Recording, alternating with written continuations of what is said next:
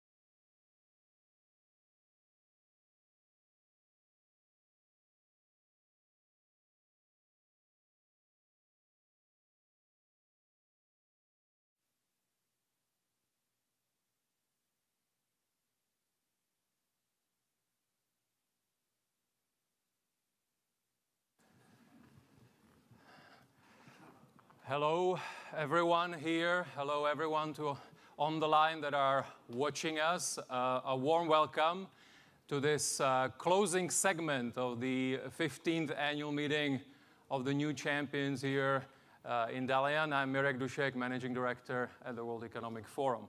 The closing segment is going to have three parts. First, we will have a dialogue here on stage. Then I'll welcome here the mayor of Dalian, the vice mayor of Tianjin, and then we will have the cultural closing as well. So let me first start with the dialogue. We are here for this session under the theme Driving Growth in the Intelligent Age. So you can see already that it is very forward-looking. As always, we try to recap, but we also try to use these closing sessions to really look forward and to kind of answer, so what? So what are we going to do about the things we have learned, the things that have been raised here? And you may also notice that it is quite positive. So we have, of course, here during the proceedings mapped a lot of the challenges.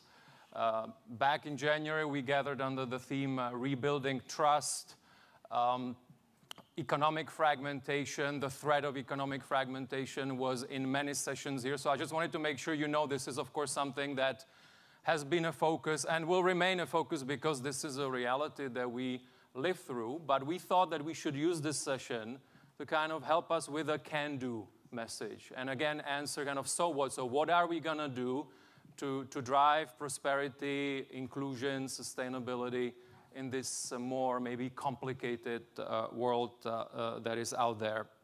And so for that discussion, I'm joined by leaders that you've seen in other panels. We have Make Your Work here in Dalian. Thank you so much for your engagement. So this is an opportunity, again, to reflect, but also to really chart the path forward. I would like to first welcome them all. Dr. Zhu Min, Vice Chairman, China Center for International Economic Exchanges, People's Republic of China. You're also member of the Board of Trustees of the World Economic Forum, and of course you were Deputy Managing Director of the IMF, and you were Deputy Governor of the Central Bank. A warm welcome to you, Dr. Min. Thank you. I would like to welcome Melissa Lott, Professor, Climate School, Columbia University. A warm welcome to you.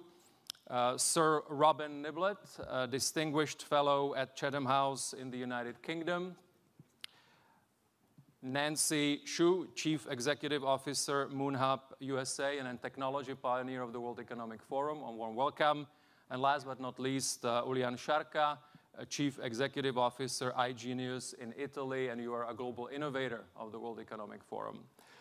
Warm welcome to all of you. And let me kick it off with you, Dr. Min, and I'll just have a very simple question. So we are here to talk about how do we drive growth in the intelligent age, so in the intelligent age of energy transition technologies, of course, digital technologies. How does it look from China? How is China going to drive that growth in the intelligent age? First of all, it's Dr. Zhu, not Dr. Ming. Ming's my first name, but anyway, it doesn't matter. Thank you. Apologies. Thank you. No, I think we have to make artificial intelligence a growth story. I think it's the most important thing. For make that thing happen, we need all the parties play all the same role, move into the same direction. I think this is the most important thing. We understand green transformation, infrastructure, EV, all those things. But I think the most important today is for the industry level, we need application. Application, application, application. Because in the broad sense, we haven't seen artificial intelligence transform into the productivity yet. So the technology is there. We need to move into the real field. So that's the company's industry need to have a data experts form their own APP and transform the technology into the daily business, into the productivity. I think this is the most important thing. On the individual base, learning the artificial intelligence, try to reskill ourselves, I think it's important. Obviously, the government should do more. But for the government, they should play a strategy, but provide infrastructure is also important. And globally, I think global cooperation obviously is the most important thing. So everyone should play a role. In China, I think the most important thing is we have a vertical sort of GPT models. So application is the key because the broad, rich scenarios and the fields, is applications everywhere. That's a push this technology application or implication in all different sectors, different areas. So this sector move very fast.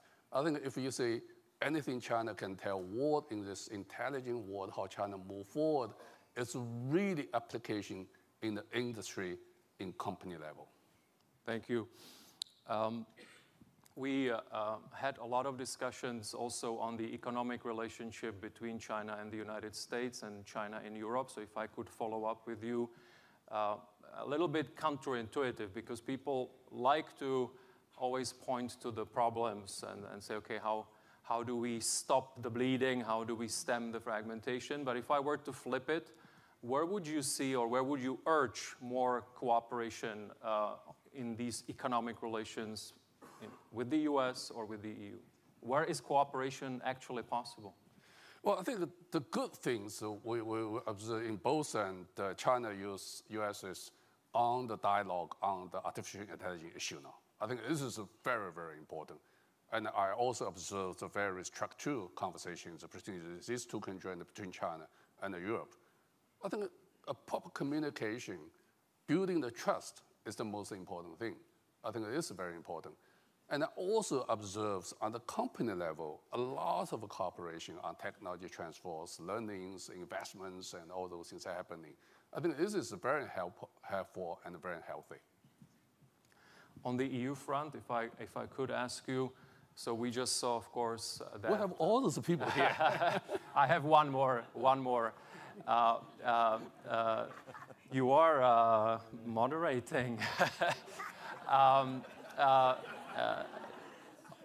the EU front, of course, I know maybe there are things you don't want to say, but if you could tell us, of course, we have the formal talks now established or signaled after the phone call between Mr. Dombrovskis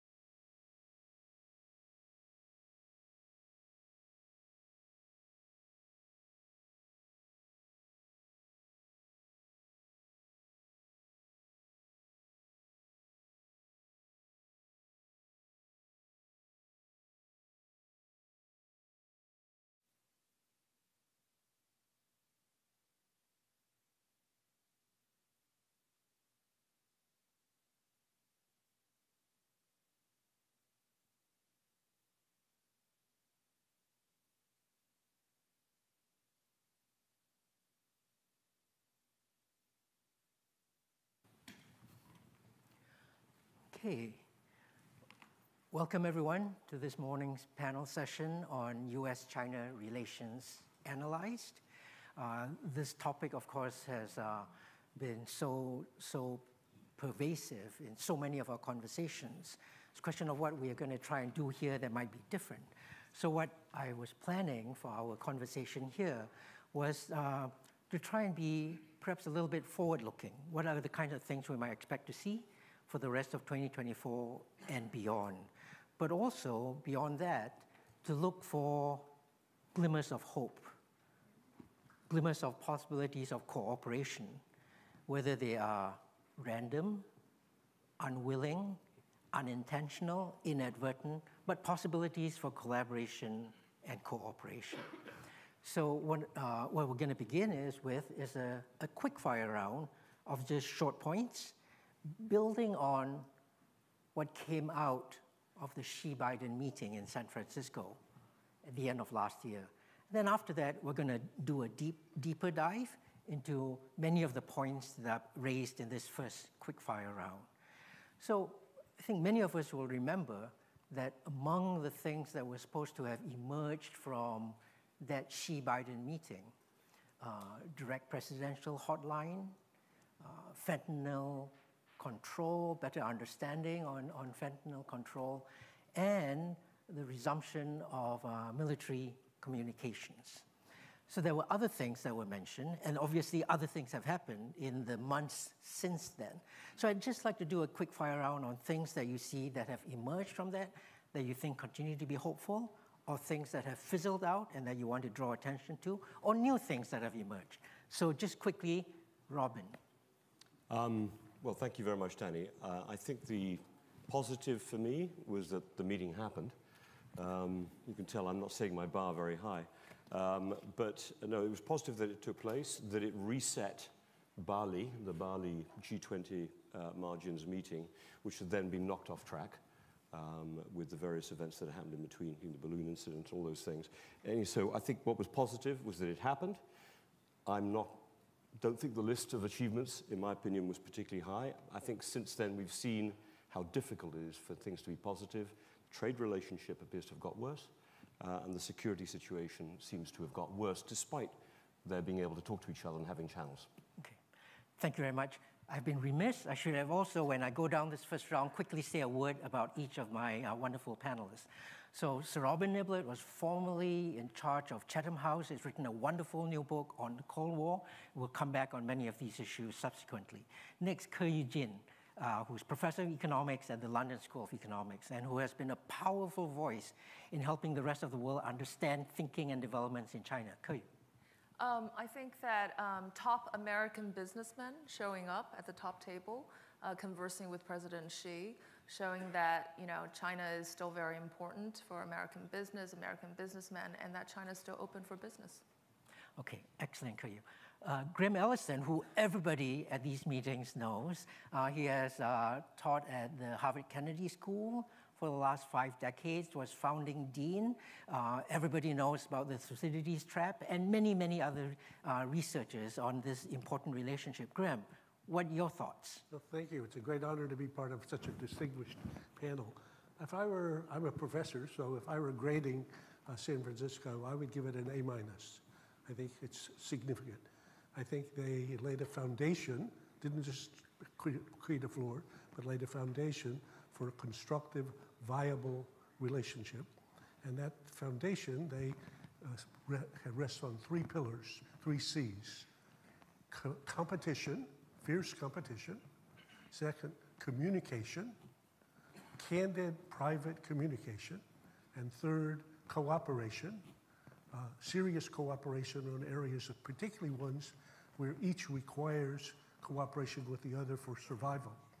So if I watch and see what's happened since San Francisco, the most important part for me is adults who understand they have serious differences and challenges, who are talking privately, candidly, even about subjects we don't know what they are, but in which they're about the most dangerous and difficult issues.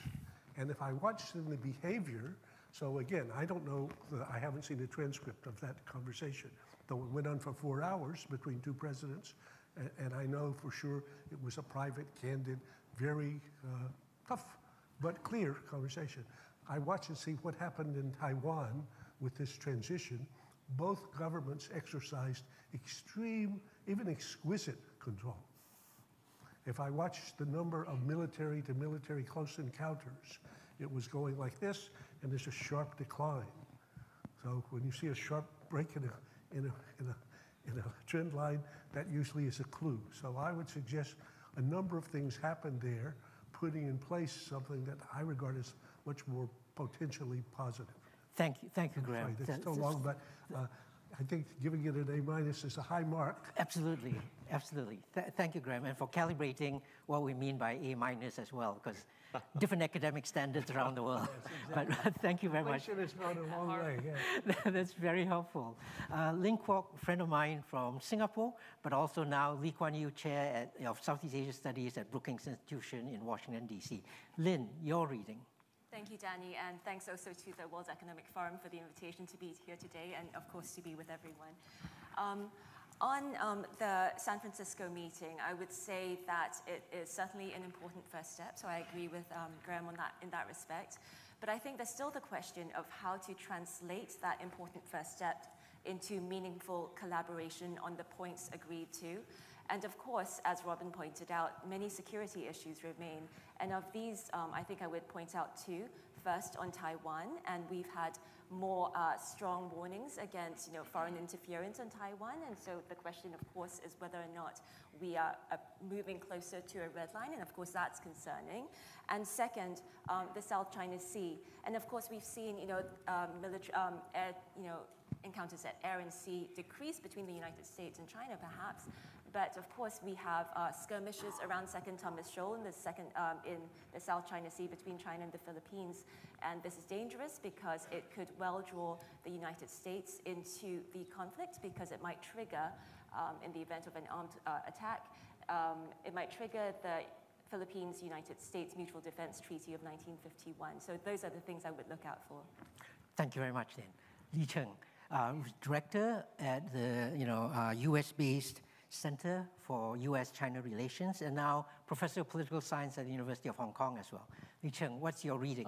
I'm honored and humbled to be with this distinguished panel, but also with a wonderful audience. I will use the term, they found a flaw rather than found a foundation to prevent the free fall of US-China relations. In that regard, they achieved that, but it's not the purpose to change the direction. I think the direction change probably will take a decade or so, a long time, because of a structural problem, because of lack of trust, even lack of mutual respect. I think I will emphasize three things the meeting achieved. One is the continuation of human control of nuclear weapon in the era of AI. This is profoundly important. Secondly, related is the mill-to-mill dialogue that we see already resume, although the real dialogue with AI is still in the very early stage. Thirdly, I think the high-level exchanges, especially the Blinken's visit, the Commerce Secretary visit, the NYU and the US administration make it very clear it's US interest to continue educational and cultural exchanges with China. Chinese leader Xi Jinping said the same thing, also with a commitment to sending more Chinese students to the US and having 50,000 American students to China. I think that is very, very important. At least the Biden administration and Chinese leadership reach a very solid agreement on that front. Thank you, Li Cheng. A number of issues that have come up in this quickfire round I want to come back to, do a deeper dive on. But what I'm going to begin with, actually, two statements from Graham and Lin on your differentiated reading from San Francisco. So, and I want to focus that conversation, this discussion in particular, on the possibilities for cooperation because of a perception of common enemies, of common challenges. Historically, that's how powers and nations have been able to come together, even if they're at odds with each other, because there's something else that challenges the both of them.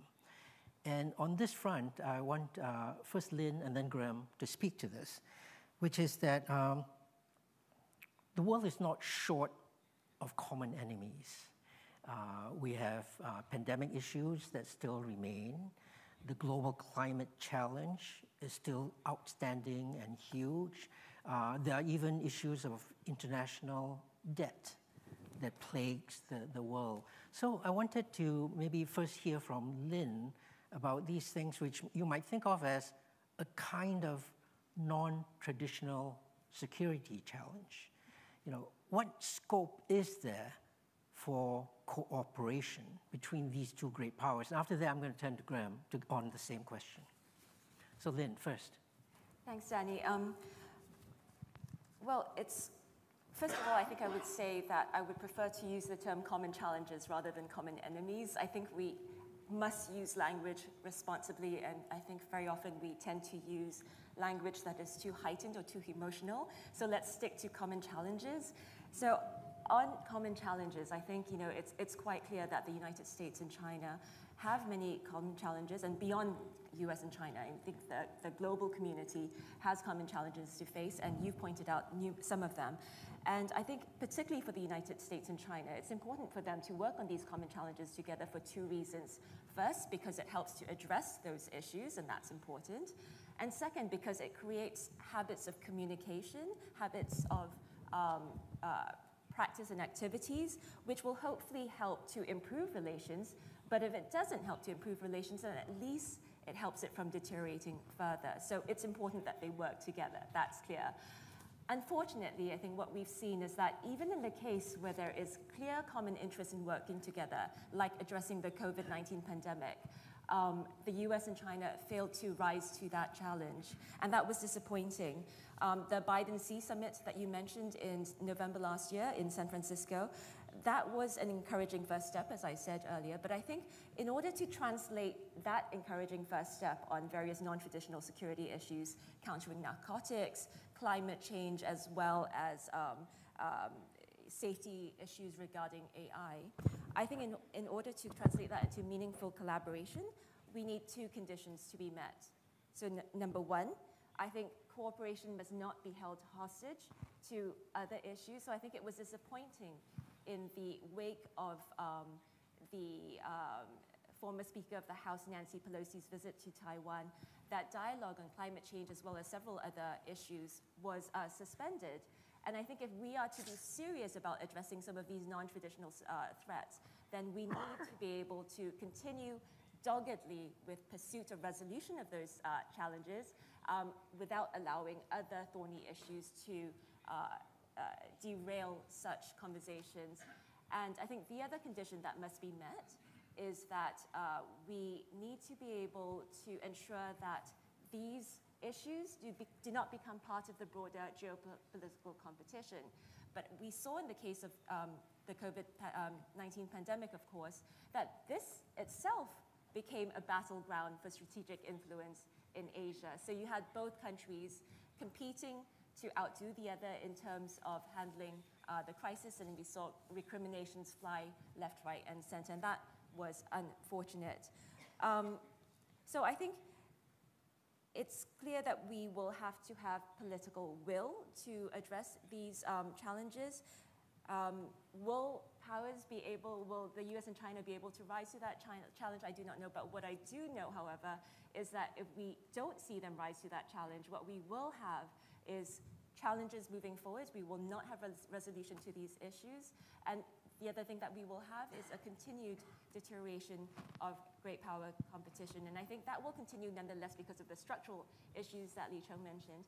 But I think hopefully we can put a floor to some of the worsening, the worst impulses of that relationship. Thank you, Lynn, for laying out that landscape so clearly. Graham, same question, but also perhaps I could get you to maybe dig a bit deeper into this idea of how, even with common challenges like the COVID pandemic, AI regulation, the global climate challenge, why has it been so difficult to come together to treat these challenges, even while remaining rivals in other domains? So big topic and a great topic, though. I think you're, as you did in the string before the session, you're onto a strategically big idea, which is, again, in geopolitics, historically, the enemy of my enemy is a friend. So if we look at history, the US and Europe were able to find common cause with Stalin's communist Soviet system, which they hadn't even been willing to recognize when they faced Hitler's Nazism. As Churchill said famously, if the devil were prepared to become involved, I would have a few good words to say about him. Okay? So the enemy of my enemy is a friend. And I would say, agree with Lynn, that a challenge, especially a challenge that may be a challenge to my survival. So that's point one. Point two, if we were to look at this, actually Ronald Reagan, again, apologies for his story, but it's a good story. So at one stage, Reagan was, after he got his mind around the fact that the two countries, the US and the evil empire, which he was sure was an evil empire, but nonetheless, they had nuclear arsenals that if they used them would destroy each other. So as he said famously, and is now part of the litany, a nuclear war cannot be won, because at the end of it you lost your own country, so must therefore never be fought. So now you and I have to find some way to do something to make sure that doesn't happen. Okay? So he was meeting with Gorbachev. This was at Geneva. I was there as a staff person. And he said to Gorbachev, you know, if tomorrow we woke up, or this morning, and Martians had invaded the Earth, we would soon find ourselves shoulder to shoulder dealing. And the translator got the problem wrong to start with. And Reagan often talked, you know, kind of elliptically. So the moderator wasn't sure whether Reagan thought Martians had invaded or not, so they got over that. But overall, look at the logic of it. If Martians invaded and were about to take over human beings, we would discover, lo and behold, whatever our differences are manageable. And I would say now, if we go to that to apply to the current situation, one big idea is the US and China today have nuclear arsenals just equivalent to what the US and the Soviet Union did. So they have a common shared interest in avoiding a nuclear war, of which the two would be the first victims. I believe President Biden and Xi have talked about that. I think at Bali they talked about that, the predecessor to San Francisco, and they're both very clear. We do not want a war, because at the end of a war, China would be destroyed and the US would be destroyed, and for what end for what purpose would that be, would that serve? Secondly, climate is a fascinating one that you mentioned and that Lynn suggested. If it is correct that we live in an enclosed biosphere on a small planet, and if your greenhouse gas emissions or mine, either of us, can make it uninhabitable for both of us, that's my survival requires somehow constraining me and you constraining yourself and figuring out some way to do that. We can go on down the list. Pandemics is another interesting example.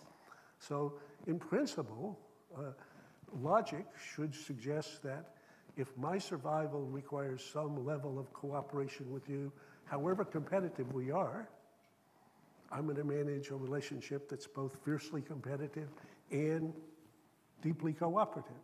Now, there'll be trade-offs, and there'll always be a temptation to be short-sighted. So this doesn't absolve you from the requirement for serious statecraft, but indicates it's a more manageable problem than if I really could bury you, or vice versa, and therefore it was an unconstrained rivalry. Thank you. Thank you for reminding us of that saying, the enemy of my enemy is my friend. And that's part of what drives the conversation that we're having about the possibilities for inadvertent cooperation, even if we are at odds with each other. The ideas here that throw out notions about economic rivalry, which I want to turn to Keryu next. On the narrative about the enemy of my enemy, the one that we said ought to be driving some of this conversation. You know, there was a time when America and China, before America and China became great friends, Nixon wrote this powerful piece in Foreign Affairs about how The world cannot tolerate a nation of 1 billion people living in angry isolation. And that opened the doors to this kind of collaboration subsequently. But there are people who say that, well, do not think that was the milk of human kindness flowing out of Richard Nixon. It was that both of them were staring down a Soviet Union that was a common enemy. So there are many other issues here to unpack. But you've introduced, both you and Lynn have introduced the ideas that, well, there are different domains, and some of those domains, competition might be a good thing. In economics, Ke-Yu, we often like the idea that competition is what drives all of us to be better. That competition in the economic domain is actually something to be welcomed. How do you, as an economist, looking at the changes that are going on in economic production structures across America and China, the innovation that's happening in these two great economies, how do you square that with the kind of inability to come up with some forms of cooperation, if only implicit? Ke-Yu. Thank you, Danny. Well, first observation is that one of the most striking patterns in the US economy is the reduction in competition and the rise in concentration in the last few decades. And that has led to, or certainly a factor of declining productivity and potential innovation capacity. This is a big deal. But before I turn to that, and just following up on some of the aspects that were raised, climate, that is the major area of cooperation. Let's face it, let's be real. $5 trillion gap in emerging markets, developing countries, that needs to be filled for sustainable investment, green investment until 2030. 45 million EVs needed by then. So let's not talk about overcapacity. 600 million people in Africa without electricity. And by 2030, or a few years later, more than half, or maybe by 2040, excuse me, more than the majority of the source of energy is coming from solar. So whether it's industrial policy, whether it's national mobilization, I don't think it's a bad thing that all these countries are doing more investment, especially on the innovation part, because that is the real question we are talking about. Now, also a connecting point is post-war universal moral universality, US, right? Based on values. Let's also have incorporated a Chinese world vision, which is the dignity of living, higher living standards. That's the majority of people living in the world. 90%, something like 90% of the people still live in developing countries. And all these facts that we've mentioned, investments into developing countries have decreased from advanced economies since last year, or the last few years. 9% decrease over the last year. This is a major, major problem. And so coming back to, we like to frame the kind of global race as competition, industrial policies, return of industrial policies, China spending hundreds of billions of dollars on high tech, same thing with US, but by the way, same thing with Japan, Europe's Green New Deal, and many others around the world. That needs to not be viewed as protectionism, right? It's not, policies to strengthen one's own country, one's own innovation system, but also together more investment for the developing world is very important. And I think that if we get very specific, again, one of the issues is, let's not talk about US-China as black or white. It's not like that, right? Let's talk about issues. Let's talk about mechanisms, and let's find ways to solve specific issues. And so I think that's kind of the economic part is really important. And coming back to competition, I think competition is very much needed for the reasons that we mentioned. America has less and less competition over time. China actually has ferocious competitiveness levels. I think its competitiveness rankings has risen 7 places or so in the last year. Just look at all the, and I think that is one key part of the innovative entrepreneurialism that is going on. And so as we move forward, I think, part of, the positive aspects of this is that everyone has their act together again. And there is more focused effort on the things that we talked about, more focused effort on innovation, but especially around technology. we need to have more conversations about AI regulations, about data regulation. I do believe that this is a phenomenal opportunity for the developing world to embark on the digital economy, maybe even leapfrog, where their physical infrastructure is also in a deficit of trillions of dollars. They might be able to leapfrog the traditional industries and be able to climb up the value chain, because one of the threats for them is that can they still manufacture their way out of poverty? Thank you. Thank you, Ke. You've introduced for us such a wonderful panorama of the global economic landscape. So many problems to be solved, so many challenges. But if I may, let me press you a little bit. Because if the idea here is we're trying to understand why great powers have not been able to come together to compete in a sensible way, to produce the 25 million EVs that we need, it's not that it's impossible to understand the hesitation and the circumspection that they feel. And let me spin this story. As economists, we like to say, well, there's a need, the global supply chain needs to provide it. In providing it, all of us are better off. International trade makes all of us better off. And while policymakers at a global level, economists like yourself, and sometimes like myself, can talk about these comparative advantage, the lived experience of ordinary people does not always conform with that. The lived experience of, say, everyday Americans in the Midwest, they're looking at a bleaker landscape. They're seeing shuttered factories. They're seeing jobs being shed. They're seeing control of technologies of the future being run by somebody else now. And so there's that fear. And in that fear, you can say, well, what we should be doing is investing more in infrastructure, educating our people, upskilling the workforce. We can say that. But the immediate reaction of many political leaders is that those are longer term. In the meantime, I've got to be seen to be doing something. And that doing something is more often than not lashing out at the other. What is the economic story we should be telling this side of the global conversation? Well, first of all, let's not forget pro-growth agenda, right? Let's put this front and center, right? There's a return of politics. It used to be that economics drive politics in the Western world. Now it's the other way around. Don't give up the pro-growth agenda, and this is true for all the major countries we're thinking about, and also some of the smaller countries. Second, the return of the importance of trade. Trade, despite all these dislocations that we mentioned, but we're confounding a lot of the causes of trade and the causes of technology. A lot of it is just pure structural change leading to some of these dislocations, and also governments not doing enough, right, to help their citizens transition.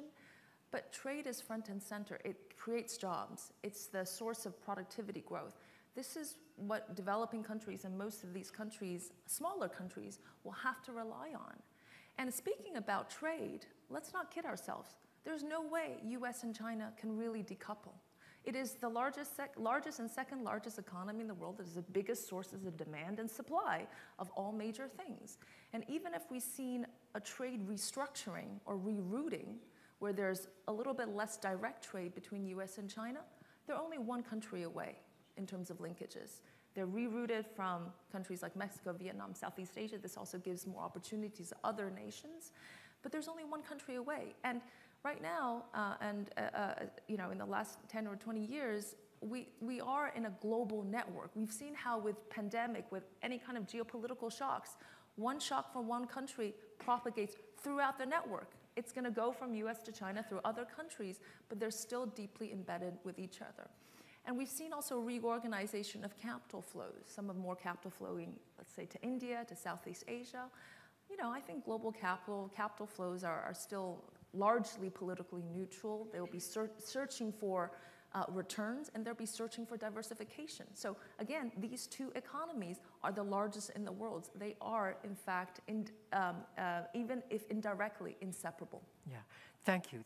I mean, I want to turn that conversation into one about Cold War narrative, which has sometimes emerged. But Graham, you wanted to react. One footnote on the point. Certainly, yeah. So I agree completely with just what was said, but I think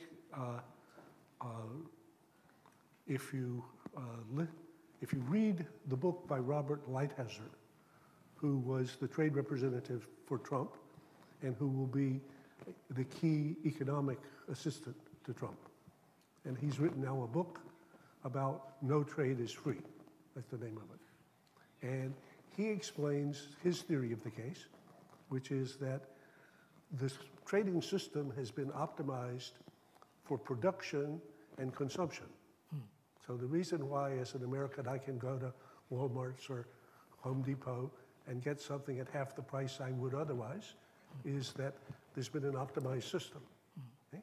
But he believes that instead, that system should be ended, in his view, in favor of a system that tries to optimize the well-being of the citizens, who would be the employees, the guys in your factory that you were talking to, or otherwise. He, I think, gets confused about how much that's going to cost, since when you go to Walmart's, it'll cost you half as much again, or maybe more. Yeah.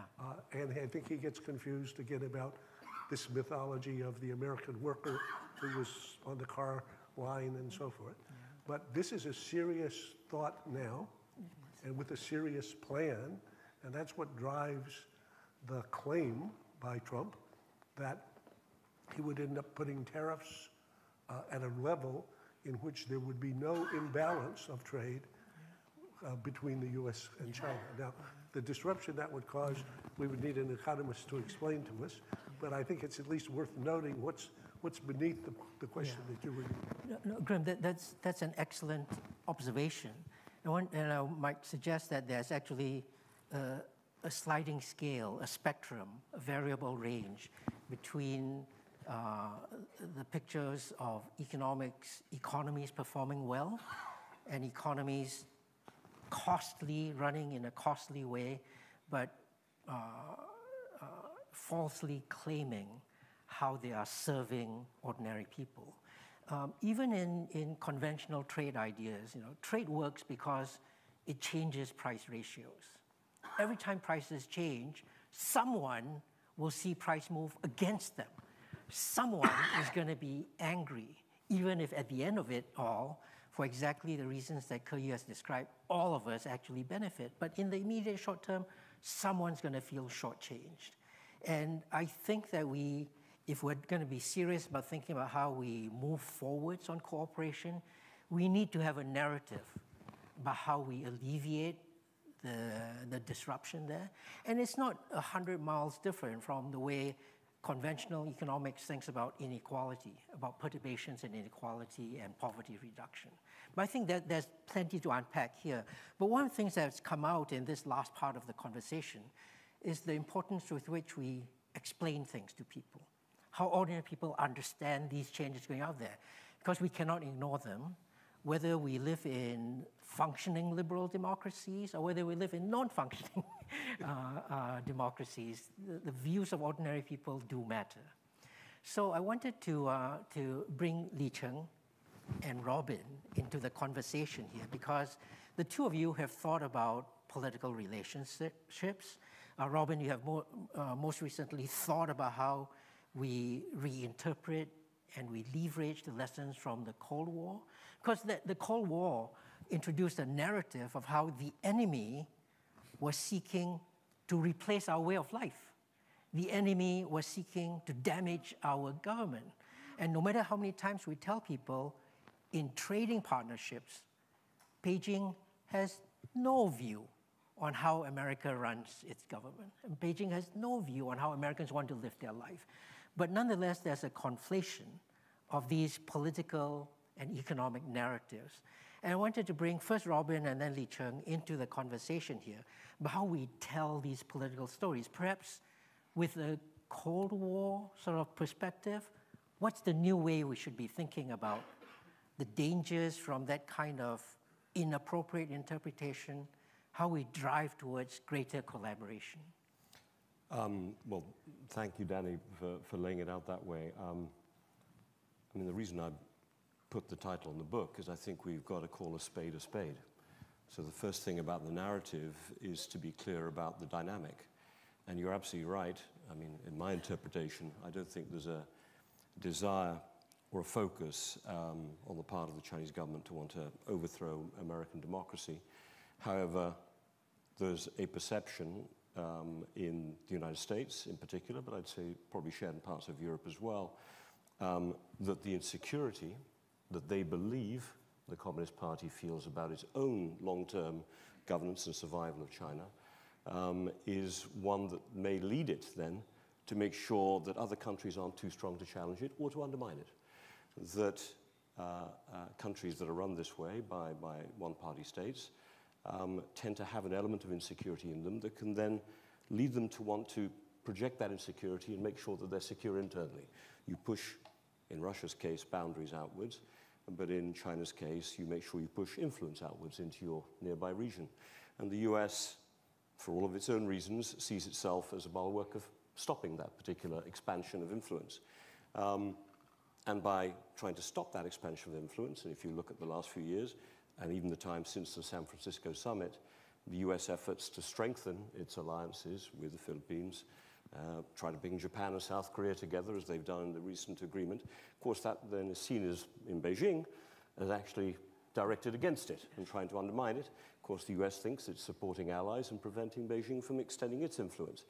I mean, we've been here before. There is a sense that each side sees the other as a deeper threat, almost inevitably because of the difference in their systems of government. And you can see right now in TikTok and the US administration effort to get ByteDance to sell TikTok, sell its interest to a US owner, a fear that somehow the fact that there's a different algorithm allowed in China compared to the one that's being deployed in the United States is done for nefarious reasons. It is to undermine US democracy. So, I mean, we can go in, don't sit and understand the motivations of all leaders, definitely not in Beijing. But I think the reality is the two sides are not just confronting each other as military competitors, they are confronting each other in a form of way as ideological competitors. Not communism versus capitalism. That's not the issue here, and I think you said the capitalism instinct is pretty rampant in China when you look at how companies have to fight to survive. But it is between top-down governance and bottom-up governance. And those two systems are not compatible together. So I think you've got to call a spade, and that is why, to go back to the earlier part, there's no point talking about common enemies. I wouldn't say even common challenges. I mean, we can talk about them. They're real. We should do this. We should do that. The US and China should cooperate. Should doesn't get you anywhere, I'm afraid, in today's world. They see each other in a zero-sum terms. We're back to zero-sum perceptions.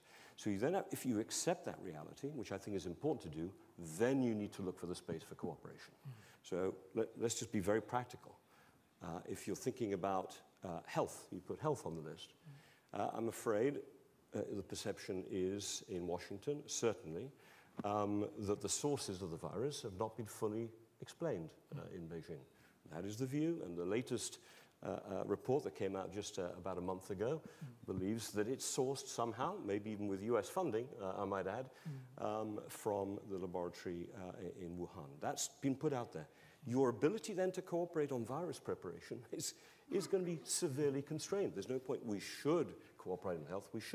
We won't in that area. But maybe you could cooperate on antimicrobial resistance. Huge global challenge. Maybe you could cooperate, as America and China have done, on testing. Find the areas that are practical, that are outside the lane of the zero-sum competition, that are outside the lane of what might be a misinterpretation of each side's motivations, but they nonetheless are definitely politically real. Climate, I'd say, is the same thing. We should all be facing the common challenge of climate change. Absolutely. But right now, it is seen that the more competitive China is in EVs, the more it is undermining American global economic competitiveness, but also dominance of critical minerals. There's a fear of depending on China's capability in these areas. So you've got to find sort of different space. Maybe we need to cooperate on carbon capture and storage. Maybe we've got to cooperate on efficiency gains that can be achieved in buildings.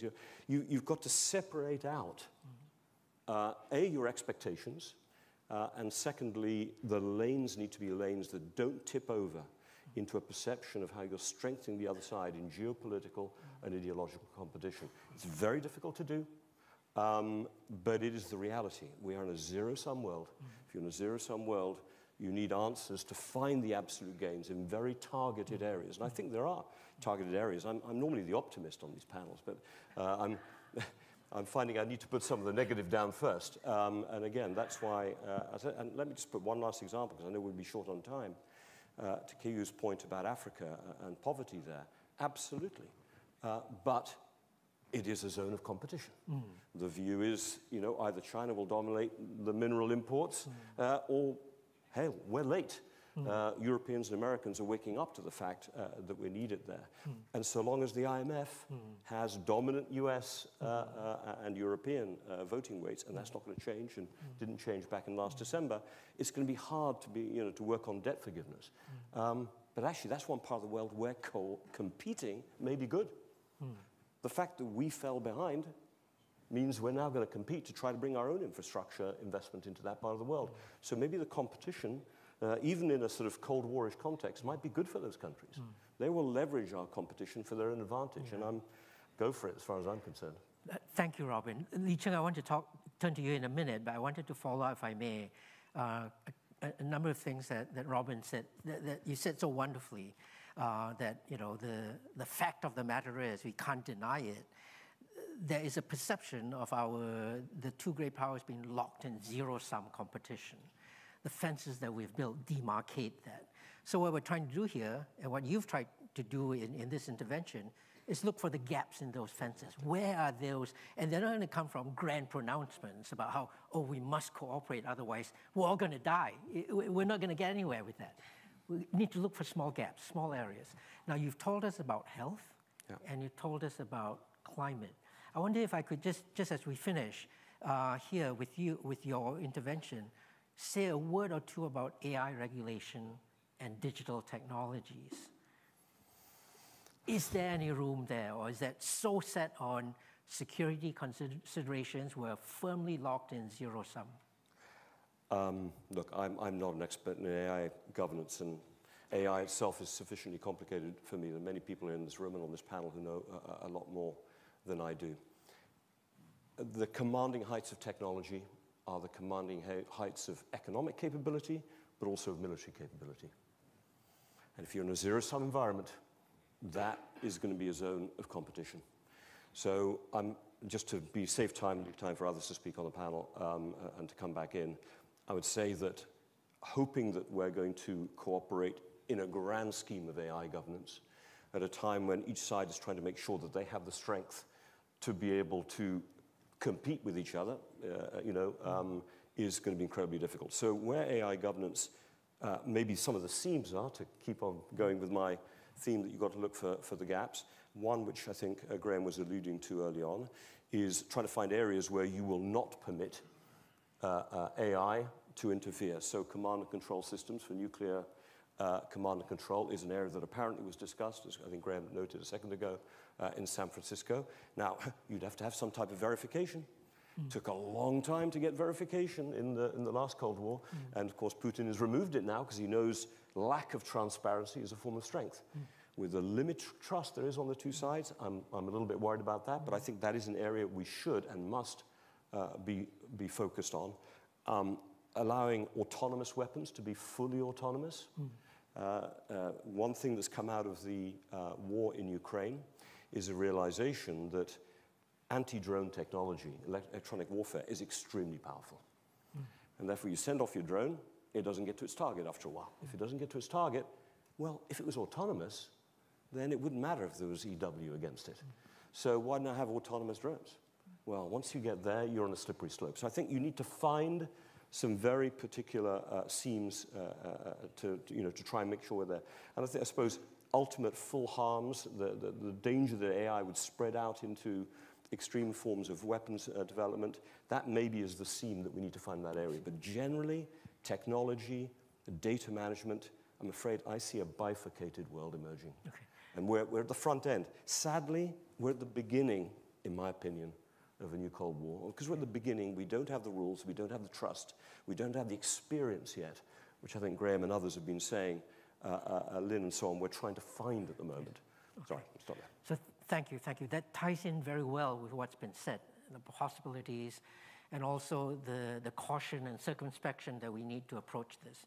Li Cheng, I want to bring you in on sort of a political science perspective on the issues that, some quite economic issues that we've been discussing. Areas for cooperation from your perception.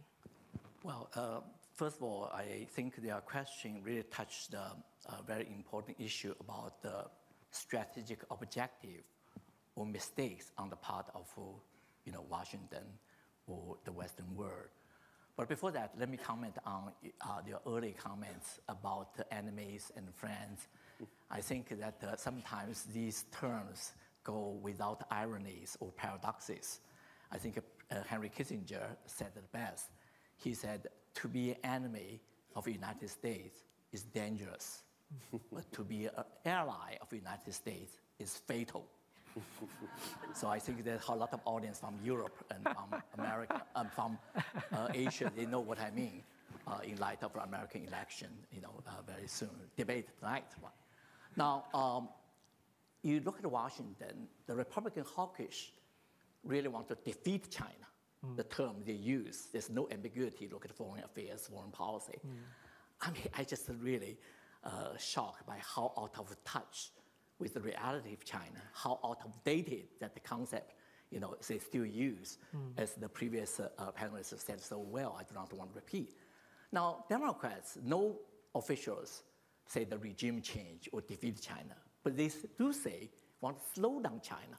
I think this is also a bad narrative. And as Bill Gates said, whenever you want to slow down China, you only accelerate the indigenous innovation. In some areas, China already catch up, like materials science, material development. China is way ahead of the United States. You look at the scientific papers. In other areas, China catching up. For example, aerospace, NASA kicked off China 11 years ago out of moon station, but now China can establish its own. But the problem is, I think it's the narrative, authoritarianism versus democracy. In my view, is too simplistic, too narrow-minded, too ideological. Of course, early on said too outdated. But most importantly, too dangerous. Not only dangerous to the world, major power, but even dangerous to the United States. Dr. Brzezinski, the National Security Advisor for Jimmy Carter, said 28 years ago in his classic book, that talk about one of the most, this is after the victory of the Cold War. He believes that one of the most dangerous scenario for the United States, probably the most dangerous scenario, is Russia, China, Iran come together.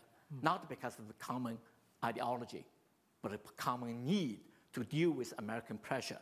If that's the case, United States will face three enemies, from the east, from the west, from the south. Is that the area that the era or scenario we want to enter?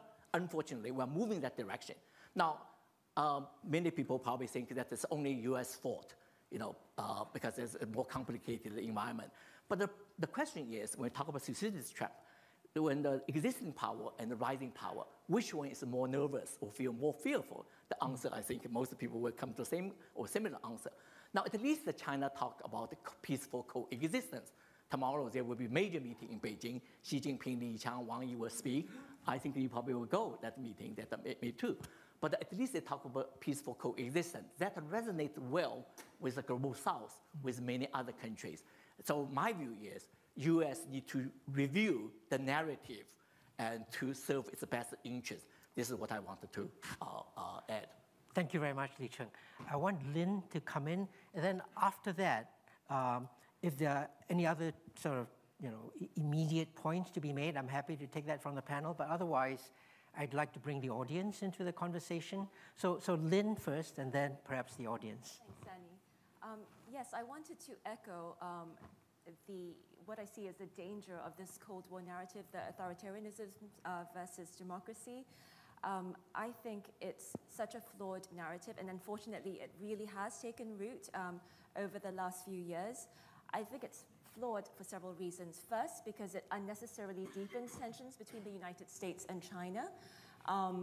If we're talking about trade disputes or technology disputes, or even disputes over how to better handle climate change, then we can resolve those particular issues as long as the other side isn't seen to be an ideological enemy. But when the other side is like the evil one or the enemy, then it becomes very hard to solve even these difficult but still solvable issues. And let's not forget that the US and China coexisted peacefully for decades with differing systems of governance. So I think that's an important point to make. Second, I think as Cheng-Li highlighted, this Cold War narrative pushes authoritarian countries who might have more differences between themselves than with the United States. It pushes them closer together, and that's dangerous for the United States as well. And also for the United States, it complicates its partnerships in Asia. So in the US Indo-Pacific strategy, the US highlights countries like Singapore, Vietnam, etc., as important partners in the region. And of course, these are not liberal democracies. So how does this help with its framing of what's happening in the world? The fourth reason I would say is that if democracy is important to the United States, and I think it should be, then does this narrative actually work in a counterproductive fashion to push some countries who are uncomfortable with this narrative closer to the other side rather than the United States? So are you pushing them away from your embrace? So I think that's problematic. And I kind of think that this narrative emerged from the United States, unfortunately, but I think China has not helped itself in that respect. China does talk about peaceful coexistence, and I think that's very much appreciated. However, I think for instance, the joint statement between Russia and China right before the Russian invasion of Ukraine, that didn't help China's case, because even if China isn't supporting Russia, what we do see is perceptions of China, and that has really hardened in terms of the West seeing China as supporting Russia and therefore being on the other side of the fence. I'd like to point out a recent poll in my part of the world in Southeast Asia, where China recently edged past the United States in terms of who respondents in Southeast Asia chose if they had to choose a power between the United States and China, who they had to choose. So 50.5% said they would choose China now, and this is the first year this has happened. Usually they choose the United States. And I think if I were China and I were thinking about its priority is really, or its concern is really its strategic competition with the United States, its dealings with the United States. How does it best achieve a sort of response to the United States? And I think that's making more friends. If I were China, I would be seeking as quickly as possible to settle, if not the territorial disputes, but the maritime disputes with its neighbors in Southeast Asia, because I think that's the sticking point to actually consolidating China's position in Southeast Asia, which is in fact very strong, as the poll shows, but it can be further consolidated if it were to make nice with its neighbors on the South China Sea issues. So if I were China and trying to think strategically about these issues, this is how I would respond. Thank you very much. Graham. So I agree, most agree with, but let me go back to, I think, where you were. If I were to try to characterize what I think is a view that's substantially shared by both Biden and Xi about what's going on, I think it is that this is a long-term rivalry in which there are irresolvable differences because it really matters who settles disputes in the South China Sea or the East China Sea. If the US were to withdraw from the region, we would see these matters would be settled between the parties rather quickly in one terms, in the same way that if the US is to withdraw from Europe, we'll see that the Russian-Ukraine thing will be settled quite quickly on Russian terms.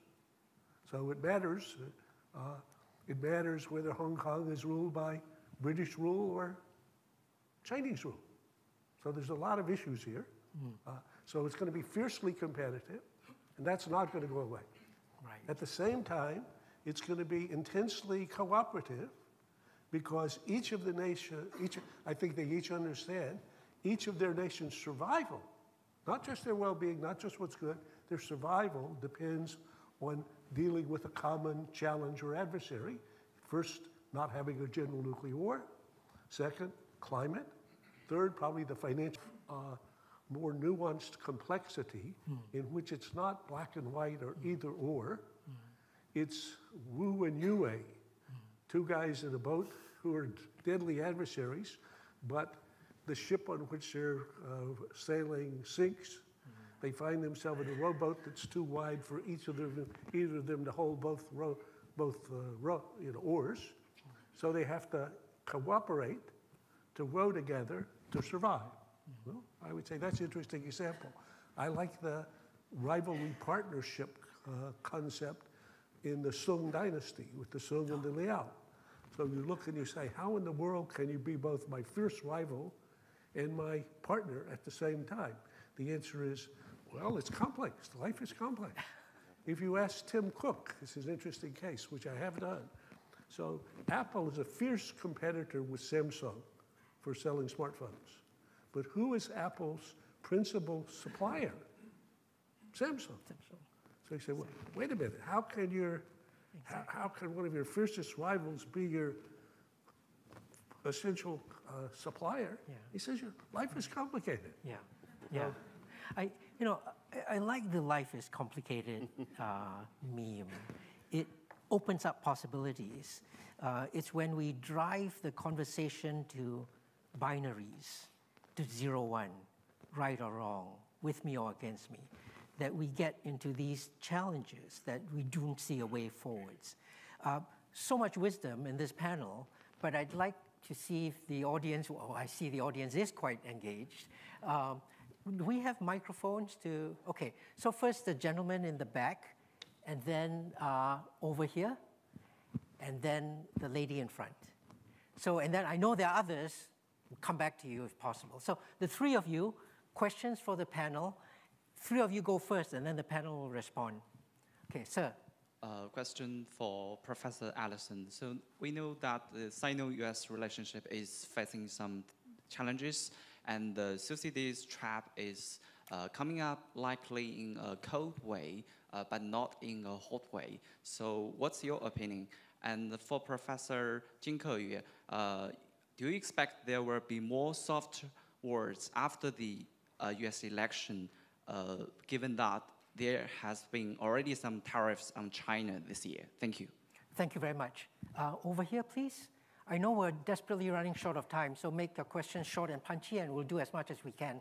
Thank Please. you so much. Very briefly, do you see a role for the swing states, if you will, those countries that either because of their political representation in the world or economic sway might be able to maintain relations to both poles, UAE, Brazil, and others? Do you see a role? What could it be? Thank you. And then in front here, final question, and then I come back to the panel, please. We know there will be a presidential debate between the two candidates tonight in the US. So I want to know what is the most worrying impact if one of them is elected to China and US relations. Thank you. Thank you very much. Now, given the way the time is, I know questions have been directed at Keyue and Graham, but can we just, after Graham and Keyue, everybody get a say in on any aspect of these questions? Then I'm afraid we're going to have to end. So Graham and then Keyue. So great questions. Briefly, so the Thucydides trap conversation has advanced quite far, and I think President Xi Jinping has been wrestling with the question how to escape Thucydides trap. And he has this line that he's used repeatedly in which he says, well, I am in you and you are in me. He did this when the Senator Schumer and his delegation came in October, and that was very confusing to him. When they came back, a couple of them called me and said, what the hell is going on? What is he talking about? I said, I don't quite know, but let me look into it. Turns out this is actually a Chinese saying over many, many years. You could go even back to the Sun Tzu period. So it means that we are so intertwined that we may face some common challenges or common threats that require a degree of and manner of cooperation. I think that's actually a good idea and a productive area. On the debate, I would say, hold your breath. The campaign is at a stage where it's very hard. Most Americans mostly agree that they're opposed to one of the other candidates. So it's a division between not enthusiasm for candidate A or B, but fear or abhorrence of candidate B rather than candidate A. So there'll be a effort to do sound bites and images that play to the imagery in the current campaign. And you should think of the current campaign as a version of theater in which you shouldn't get confused by being literal about what people say. And on China, you can be certain that there'll be extreme China bashing. But as I say to my Chinese friends, however ugly that appears, notice that however nasty either of them is about China, they will have something even nastier to say about their American opponent. Thank you very much, Graham. Ke-Ying. Tariff wars are more political posturing than anything else. China's exports of the renewables EVs to the US is insignificant in comparison to its export to Europe. And also in terms of the renewables, EVs, et cetera, it only constitutes around 5% of total Chinese exports worldwide. Thank you. So we're going to finish up now with your response or your final thoughts. Li Cheng, Lin, and then Robin. For other countries, I do believe, particularly Europe and Asia, they do not have the hegemonic ambition or complex that's different from the United States. And many countries also economically more relying on China. Just to give the example of UK, actually, I just want to share with you one number. You know, Jingyu gave it a lot of very, very important number to think about that.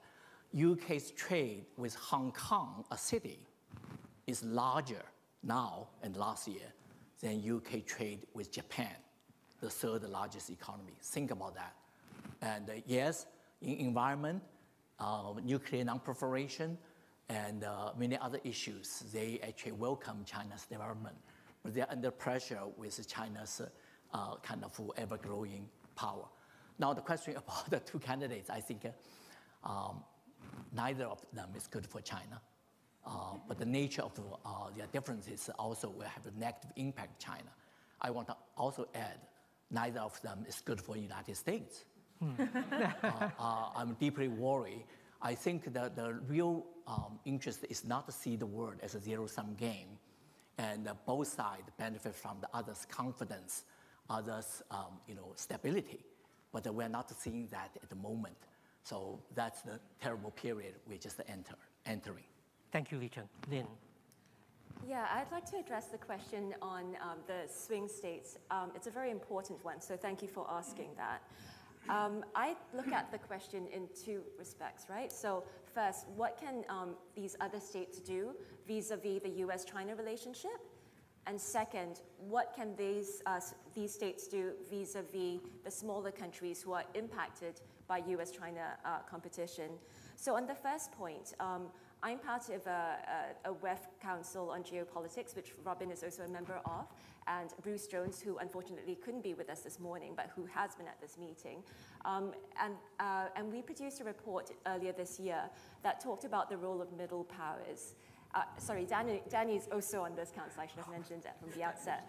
And so we produced this report, and part of it addressed the role of middle powers.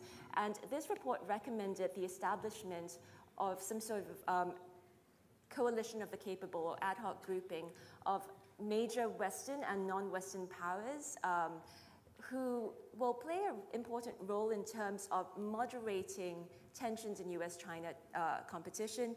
You know, if the US and China start undermining the rule of law, undermining the multilateral order, these middle powers can step in to moderate their worst impulses. They can also establish quiet diplomatic channels for the US and China to lower the rhetoric and lower tensions. So I think that's one important role that other powers can play. The second important role that they can play is vis-a-vis the smaller countries who are caught in the middle of US-China competition. They don't want to choose between the United States if given a choice, and other powers, say Europe, Japan, Canada, India. These countries can all play an important role in expanding the strategic and economic options for smaller countries, because the rule of law is really important. It's really the backbone of economic progress and prosperity, as well as security. And the rule of law can only be supported and defended in real and concrete terms if countries actually have the real option of adhering to the rule of law and supporting the rule of law and defending the rule of law. So having these economic options and strategic options expanded by middle powers, I think that's critical for the region. And I think if we look at polls in the region, in Asia, in Southeast Asia, you'll see that in this respect, Europe as a grouping fares very well, and so does Japan. So I'll just leave it at that. Thank you. Thank you, Lynn. We're way out of time, Robin. A punchline to take us out. Yeah, punchlines, 3 punchlines, but very quick. My biggest worry, closer relations and the perception of closer relations between China, Russia, Iran, and North Korea. It is an absolute driver of a lot of the negative feeling in Western capitals about where we are in this rivalry. It's happening. I don't know what China does about it, but my biggest worry, one of my biggest worries. My second biggest worry, my second point, depending on who wins the US presidential election, we will have a US with allies or a US without allies. And I think Kissinger, who's not always right, by the way, was wrong. Being an ally of the US has not been fatal for European countries. It's been a fantastic bonus, continues to be. But if Trump comes in, you know, he doesn't care about allies. He has to be nice to them. And that's not something he likes doing. So that would be my worry. My positive is exactly where Lynn was. And on the swing states are the discipline on the geopolitical rivalry. I think India is playing its hand especially well. The G20 becomes very important to this, especially with the African Union in it. So I see real hope. I think all those countries that are known as countries of the Global South are actually part of the positive solution that'll keep us focused on the global challenges that we've talked about here. Because in the Global North, we're stuck in a competition. But the Global South is saying health, food security, environment, focus on it. And I think they'll make us do it. Thank you, Robin. Ladies and gentlemen, thank you so much for your attention. But what a wonderful panel with such rich wisdom. Thank you all very much.